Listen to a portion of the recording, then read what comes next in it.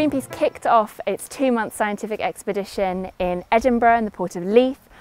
We then went round to the Bass Rock, which is an internationally significant seabird colony. You've got the largest population of northern gannets there. We found huge amounts of plastic, in amongst birds' nests, even, birds picking up fragments of plastic, which is, a horrible sight to see.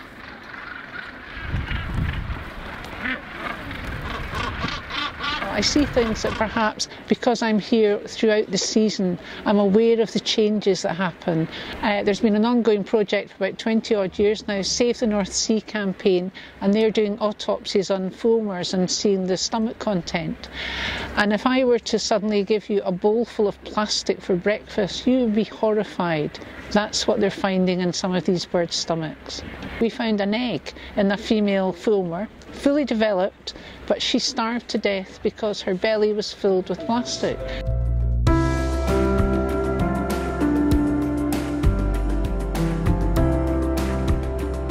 There's an incredible amount of seabirds around here, so we've got guillemots, we've got puffins, we've got razorbills. We know that 90% of seabirds worldwide have now eaten plastic.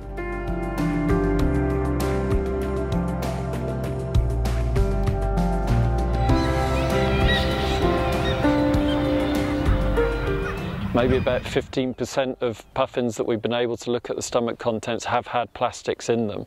Any amount of plastic in there is going to reduce their ability to absorb the nutrients out of what it is that they are actually feeding on. Anything that's floating in the marine environment that shouldn't be there in a plastic form is going to have a negative impact somewhere along the line.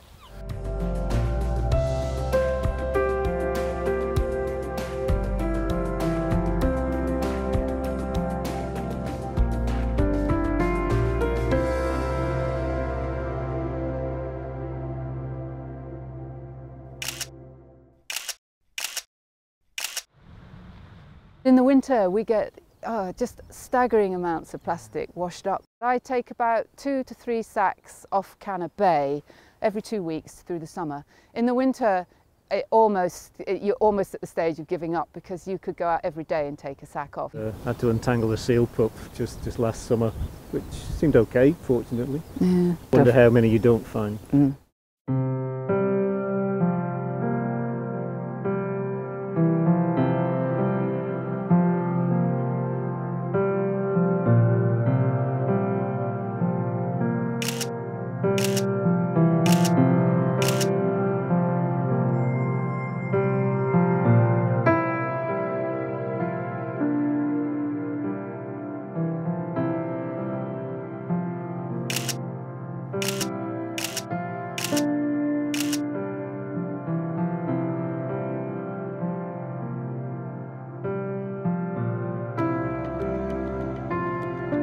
Greenpeace has been conducting some surveys on some of the beaches around in the west coast of Scotland, and they've been finding hundreds and hundreds of these plastic bottles.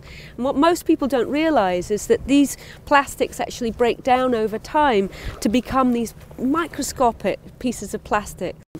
Now, these tiny pieces of microplastics are ending up being ingested by all sorts of marine organisms, from zooplankton all the way up to whales. And even they're found in some commercial fish species, so they're also ending up in our dinner plates too.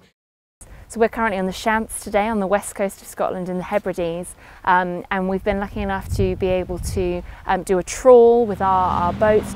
Trawling about 1 to 2 knots. And everything that's come through the mouth of the trawl passes a flow meter, so we can calibrate how much volume of water's coming through the mouth. Everything collects in the back of this sieve. It's called a cod end, and now we can remove this cod end and we can put it through some sieve, remove a lot of the biological matter. We'll be left with a sample of everything, small plankton and debris and possible microplastics. And that'll all be collected in the sample, we'll sieve it through, and that will be bagged for later analysis. We've found everything from plastic wrappers of, chocolate bars or such like floating around, small chunks of plastics, microbeads, and then under the microscope, even looking on board, we can find some smaller filaments of plastic. So yeah, but a lot of the stuff isn't obvious to the naked eye.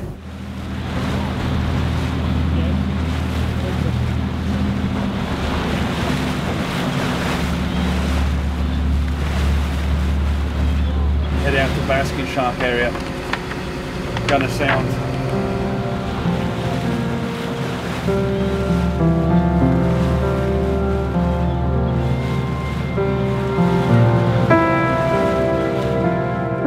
It's the second largest fish in the world. It's a very special creature. You know, they can be 11 meters in length, colossal, but very gentle, very slow swimming, and feeding only on plankton. One of the things that you tend to find with masking sharks is they aggregate around tidal fronts, where you get a lot of debris along the surface, including lots of plastic. It's the same kind of thing you get with a lot of whales that skim feed at the surface, in that when they're swimming along, filter feeding, they cannot avoid ingesting plastic to some degree. So I think that you can allow these animals to ingest large amounts of plastic over time, but it's going to have an effect. But quite what that effect is, I really don't know. It's clear that our oceans cannot stomach any more plastic, and that beautiful surroundings like the one we're currently on in the Hebrides and the iconic wildlife that lives here, they should not become the final dumping ground for any of the plastic bottles that are simply, being thrown away, dumped in our environment, and then through wind and waterways are at risk of getting into the sea and washing up on beautiful beaches like this one.